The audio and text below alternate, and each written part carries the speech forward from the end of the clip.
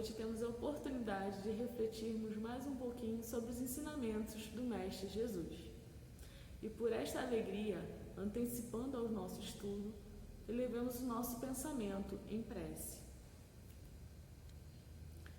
Deus nosso Pai, de infinita bondade, agradecemos, Senhor, a oportunidade de mais um dia, a oportunidade de estarmos aqui, aprendendo mais um pouquinho dos ensinamentos do nosso querido Mestre Jesus, que possamos, Senhor, a cada dia, pegar todo esse conhecimento que temos adquirido ao longo da nossa vivência cristã e implantarmos em nossa vida, nos modificarmos realmente e seguirmos, Senhor, o nosso Mestre Jesus, que tanto espera de nós, que tanto nos ama. Pedimos, Senhor, nesse momento por aqueles irmãos que infelizmente se encontram desamparados, os irmãos que encontram ao relento, passando qualquer tipo de necessidade, aos irmãos, Senhor, que se encontram necessitando restabelecer sua saúde. Muito obrigada, Senhor, por todo o amparo enviado a nós. Esteja conosco agora e sempre. Que assim seja. E agora nós daremos andamento a mais um estudo elaborado por um dos nossos irmãos. Muita paz a todos, queridos irmãos. Hoje o estudo é do Evangelho segundo o Espiritismo, capítulo 10, item 7 e 8. O sacrifício mais agradável a Deus. Nosso querido Mestre Jesus, quando esteve conosco, compartilhando os seus ensinamentos, trazendo para nós os seus ensinamentos, estava quase sempre cercado de uma multidão de pessoas, ou muitas pessoas. E havia sempre muitas perguntas em torno dele. A pergunta que mais se repetia era: Mestre, como alcançarei o reino dos céus? Como farei a vontade de Deus? Num desses dias, Jesus, estando próximo ao templo, observou o ir e vir da multidão, as pessoas indo fazer os seus sacrifícios. Os sacrifícios normalmente eram feitos nos dias de sábado, mas era durante toda a semana. No sábado o movimento era maior. Jesus, então, observando aquilo, falou para os que estavam próximos: Se, portanto, quando fordes depor vossa oferenda no altar, vos lembrardes que o vosso irmão tem qualquer coisa contra vós, deixai a vossa dádiva junto ao altar e ides reconciliar-vos com vosso irmão. Depois, então, voltai a oferecer. Essa passagem está em Mateus, capítulo 5, item 23 e 24. E o nosso Mestre é uma passagem tão pequena, tão saborosa e tão cheia de ensinamentos para nós, que já começa mesmo nas duas primeiras palavras. Se, portanto, né? E aí dá aquele espacinho. Se você deseja fazer a sua oferenda a Deus, faça. Se, portanto, vai fazer, faça. Mas o nosso querido Mestre Jesus, percebendo que nós já estávamos preparados para dar um pequeno passo adiante. Um pequeno passo. Porque ele diz: faça a oferenda. Mas se nesse percurso você se lembrar de que alguém tem algo contra você, para tudo. Volta e busca reconciliação. Irmãos, parece coisa pouca, mas nós precisamos como eu aprendo todos os dias com os nossos irmãos nos estudos, Haroldo Dutra Dias diz que nós devemos sempre prestar atenção no texto e no contexto. É histórico a questão do sacrifício.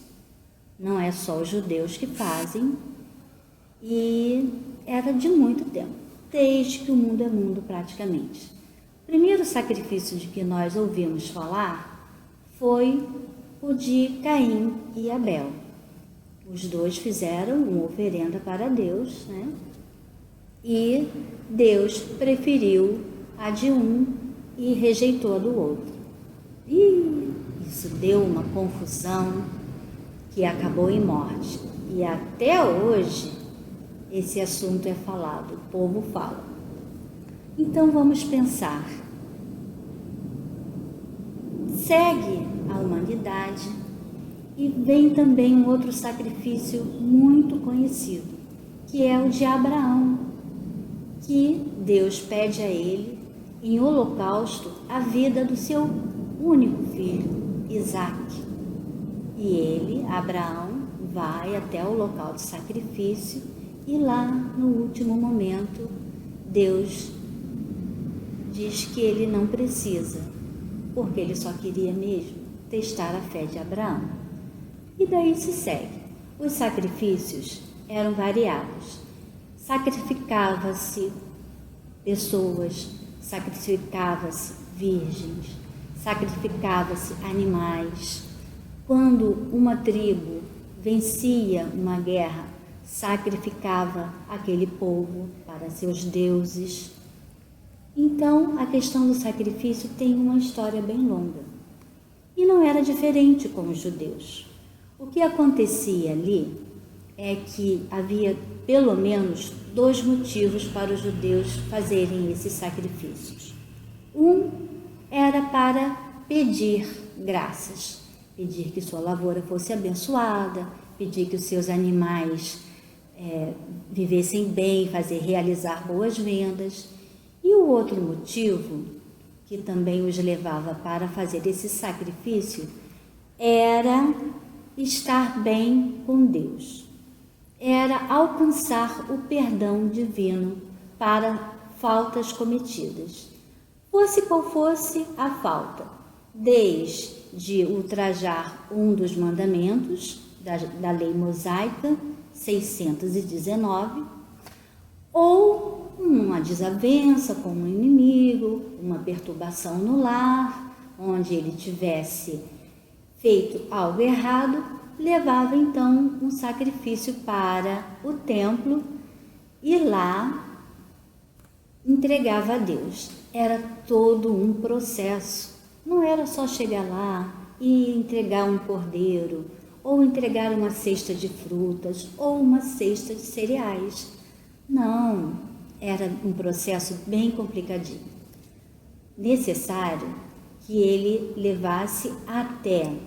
Era necessário que ele levasse essa oferenda, entregasse a alguém.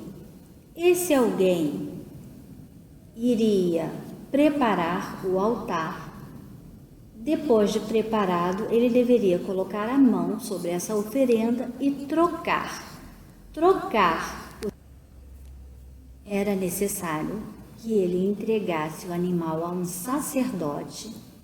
O sacerdote prepararia o animal, ou as frutas, ou os cereais, e ele deveria colocar a mão e dizer em voz alta o que ele tinha feito de errado.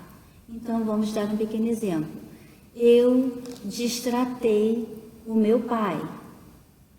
Então, ele colocava a mão na cesta de frutas e dizia que estava substituindo, estava entregando aquela oferenda para sanar isso. Eu ofendi o meu pai e eu quero o perdão de Deus. Depois disso, fazia-se uma prece bem longa e depois estava resolvida a questão. Isso demandava muito tempo. Então, quando o nosso Mestre Jesus, nessa pequena passagem, fala: quando você lembrar de que um irmão tem algo contra você, para tudo, deixa no canto a sua oferenda, retorna e resolve com teu irmão, nossa, isso aí era realmente uma questão. Vamos seguir adiante. Quando Jesus fala isso para nós, ele sente que nós estamos preparados para dar um passo adiante. Porque ele deixa na condicionante, se você lembrar.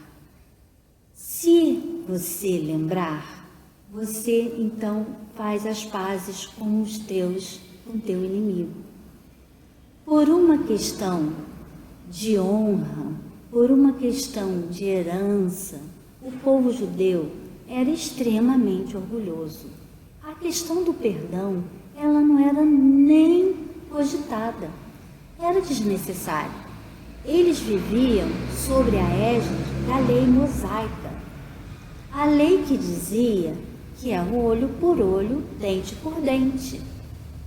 Que se o seu irmão te ofendeu, ele vai pagar por isso o resto da vida, ele vai resolver com Deus. Você não tem que perdoar. Assim era a lei mosaica.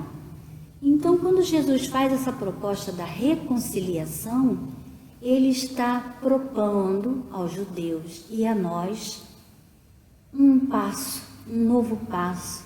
Ele está nos propondo que saiamos da nossa zona de conforto. Já passou muitos milênios e até hoje nós ainda temos dificuldade com o perdão. Quando revemos as leis divinas e diz, poxa, eu sou capaz de dar a roupa do meu corpo. Ah, mas se alguém me ofender, não me peça para perdoar. Isso eu não consigo ainda. Gente, olha quanto tempo nós estamos nisso. Olha quantas vezes o nosso Mestre Jesus e também os profetas que o antecederam falaram sobre o perdão. Está na prece dominical. Quando nós dizemos o Pai Nosso, algumas vezes em automático, Pai Nosso que estás no céu, perdoa assim como eu perdoo. Perdoo quem? Os meus inimigos. Mas como eu quero ser perdoado? Eu quero que Deus me perdoe assim como, tal qual, nem mais nem menos, nem mais rápido nem mais lento, simplesmente igual.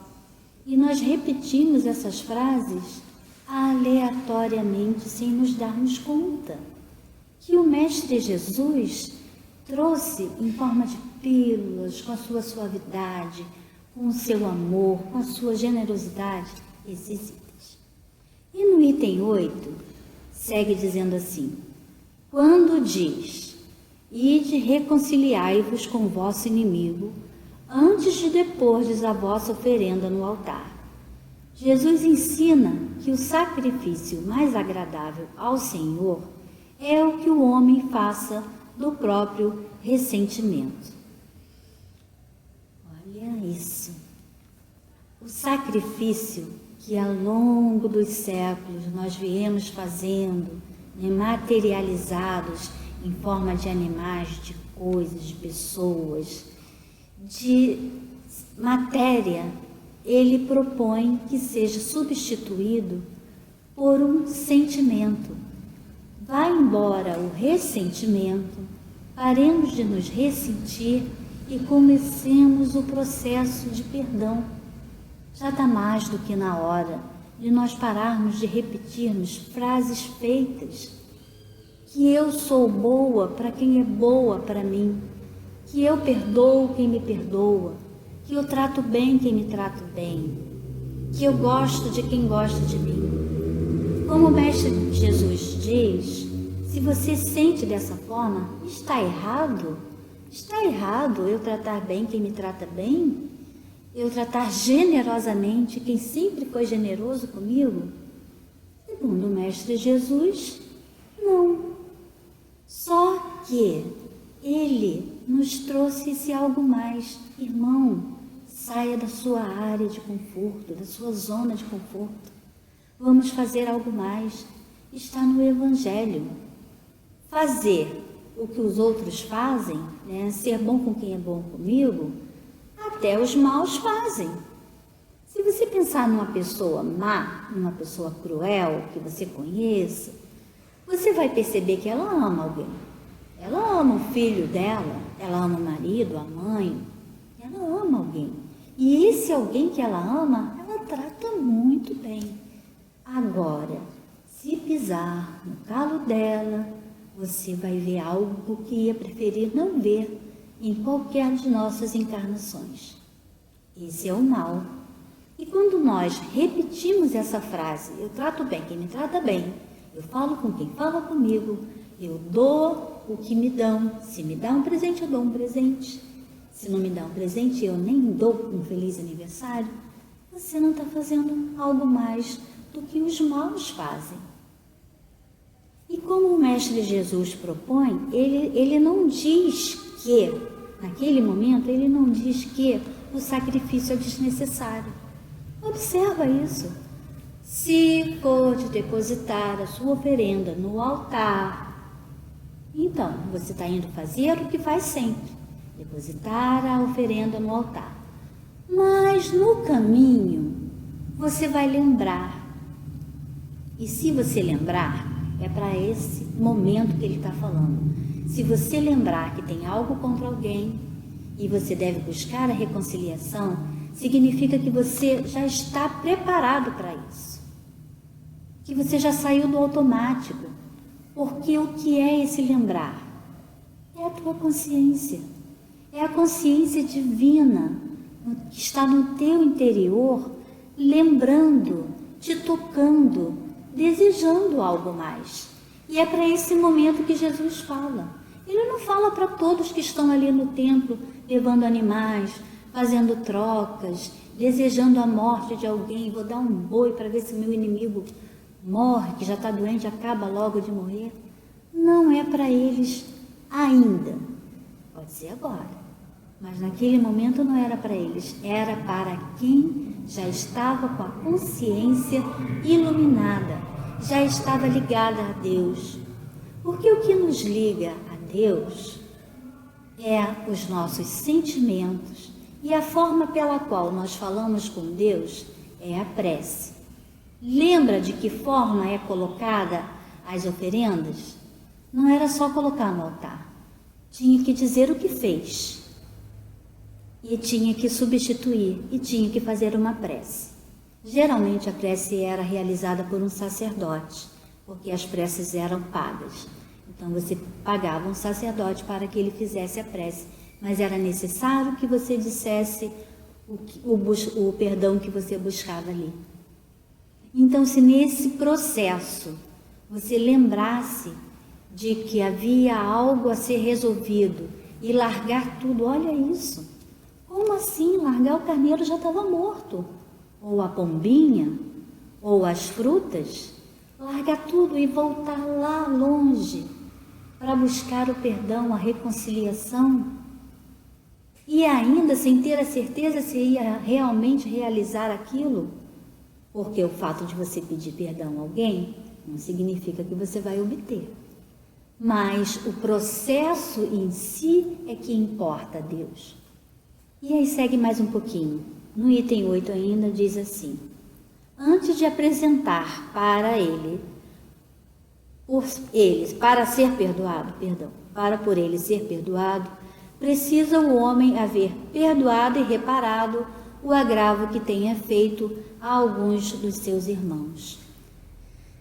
Kardec, que esse item é de Kardec, é um comentário de Kardec, ele acrescenta algo mais que a nossa maravilhosa doutrina nos traz.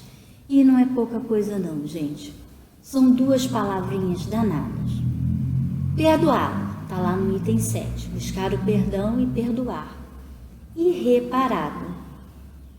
Vamos colocar um exemplozinho bem simples. Você discutindo lá em casa com seu filho, marido, alguém. Não falta gente para a gente se encrencar. Mas aí tu arruma uma encrenca dentro de casa e no meio dessa encrenca, extremamente irritado, você passa a mão no maravilhoso smartphone dessa pessoa e tasca na parede. Caramba, sangue quente, o sangue ferveu. E aí você mais tarde, refletindo sobre o assunto, levando sua oferenda a Deus, fazendo suas preces, sua oração, você percebe que exagerou. Eu exagerei. Falei palavras que não precisava ter falado. E quebrei o smartphone. Gente, por que eu fiz isso? E aí você retorna e vai procurar aquela pessoa e pede o perdão. Ok, pediu perdão. E o smartphone? Quebrou. Então é necessário a reparação. Essa questão do telefone é só um exemplozinho, né? Pode ser outras coisas. Então você precisa também reparar o mal realizado. Uma historinha da infância que eu gosto muito. As nossas crianças prestam atenção quando conta ela. Fala de duas crianças que estavam brincando com uma bola e no momento eles chutam a bola e a bola vai e quebra a torneira do vizinho.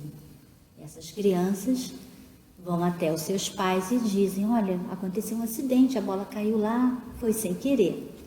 O pai pega as crianças, leva até o vizinho e explica a situação. Busca a reconciliação, o perdão. Olha, não foi por mal, eles estavam brincando, a bola caiu aqui no seu jardim e quebrou a torneira. Você desculpa? Sendo um bom vizinho, Deus permita que seja, ele diz: não, tá tudo bem, criança é assim mesmo. Mas, e a torneira? Tem que repor, tem que chamar o encanador, tem que comprar a torneira, tem que comprar o material restante e repor a torneira do vizinho. Perdoar e reparar. É aquele algo mais que Jesus nos propõe nessa pequena passagem. E segue ele assim: só então sua oferenda será bem aceita, porque virá de um coração expurgido de qualquer mau pensamento. Porque conforme a gente já estudou, o motivo das oferendas eram diversos. E até hoje não falta entre nós irmãos que dizem: eu perdoo meu irmão, mas se ele morrer, nem no enterro eu vou. E aí é algo a se pensar sobre esse perdão. Está o teu coração expurgido do mal? Porque perdoar não é andar de braço dado com quem nos ofendeu. É, no mínimo, não desejar mal a essa pessoa. Passou, né? Passou. E segue Kardec dizendo assim: ele materializou o preceito porque os judeus ofereciam materiais, cumprir-lhe conformar as palavras aos usos em voga. Então Jesus, em todas as passagens, ele sempre adapta a sua linguagem ao grupo que estava ali. Naquele momento ele estava observando os sacrifícios, assim como teve o momento dos peixes, teve o momento dos pães, teve a lavoura, tantas outras passagens onde ele aproveita o que está sendo feito e colocado ali para transmitir a sua mensagem, sempre adaptada àquele momento. E falando numa passagem, tem uma que é bem interessante, que trata-se da esposa de um comerciante de leite, que encontra com Jesus. Como nós costumamos estudar, não se falava com mulheres. Um homem não falava com uma mulher na rua, sem ela estar acompanhada por uma outra pessoa ou pelo marido. Mas Jesus sempre deu voz e ouvido às mulheres. E essa mulher do lar, como todas eram, perguntou: Senhor, o que eu faço para alcançar o reino de Deus? Porque ir até o templo, fazer sacrifício era para os homens, tá? Trocar os seus sacrifícios era realizado pelos homens, não pelas mulheres. Então Jesus disse para ela: quando seu marido traz o leite, o que você faz para manter esse leite puro? Ela responde: Senhor, primeiro que tudo é necessário que o pote onde eu vou colocar o leite seja muito bem lavado, esterilizado, para que os resíduos que haviam ali não contaminem o leite que vem puro. E ele respondeu: é isso, faça isso, façamos isso. O sacrifício mais agradável a Deus é o que nós fazemos das nossas impurezas. Seguindo, ele diz também: o cristão não oferece dons materiais porque espiritualizou o sacrifício. Graças a Deus, né? Os cordeiros, né? Os bezerros, as pombinhas estão em paz. Com isso, porém, o preceito ainda mais força ganha. O cristão oferece sua alma a Deus e essa alma tem que ser purificada. Nós que estudamos os ensinamentos do Mestre Jesus somos cristãos. Nós somos cristãos espíritas, assim como há outros cristãos. E nós seguimos os ensinamentos do nosso Mestre Jesus. Nós não devemos mais trocar favores com Deus, até porque em nenhum momento Deus quis isso. Segue mais um pouquinho. Ainda nesse item, ele diz que a nossa responsabilidade aumenta, porque já entendemos que Deus não quer coisa material. E aí, já seguindo para o finalzinho do item, Kardec diz assim: entrando no templo do Senhor, deve ele deixar fora todo sentimento de ódio e animosidade, todo mau pensamento contra o seu irmão. Só então os anjos levarão sua prece aos pés do Eterno. Entendamos aqui anjos como os espíritos do Senhor, os bons espíritos, os espíritos superiores, que são os encarregados de conduzir as nossas boas preces até Deus. Levarão sua prece aos pés do Eterno. Eis aí o que ensina Jesus por estas palavras. E aí, fazendo o fechamento: deixai a vossa oferenda junto do altar e ide primeiro reconciliar-vos com vossos irmãos, se quiser ser agradável ao Senhor. Lembra que nós começamos o início desse estudo falando sobre Caim e sobre Abel e a confusão que deu quando Deus rejeita uma oferenda e aceita de bom grado a outra? Os estudos nos apontam que Deus preferiu porque gostava mais de um do que de outro. Outros dizem que é porque a oferenda de um era maior, mais importante. Nunca foi isso. Nunca foi o que foi oferecido. Foi o sentimento. Deus é nosso Pai, é nosso Criador. Não existe absolutamente nada material que nós possamos dar a Ele, porque Ele é o dono do mundo. Se eu vou visitar alguém e desejo agradá-la, passo pelo jardim dela, um jardim maravilhoso, cheio de rosas divinas, rosas que ganharam prêmios. E aí, no meio desse jardim, eu retiro uma rosa, vou até a casa do dono da rosa e digo: olha que rosa maravilhosa que eu estou te dando. Oi? A rosa é do dono do jardim. Então, que diferença faz para Deus cabrito, bode, bezerro, cesto de cereais, flores, temperos? Tudo é dele. Mas os nossos bons sentimentos, esses nós podemos ofertar a Deus, porque o resto todo é dele. Então, lá naquela confusão de Abel e de Caim, o tempo todo não foi o que estava sendo oferecido, foi como estava sendo oferecido. O coração que ofereceu aquela oferenda estava cheio de amor para com Deus, cheio de gratidão, enquanto o outro irmão estava somente fazendo um ritual, fazendo por fazer, fazendo para agradar e para conseguir coisas. Não havia o sentimento de amor, não havia o sentimento de gratidão.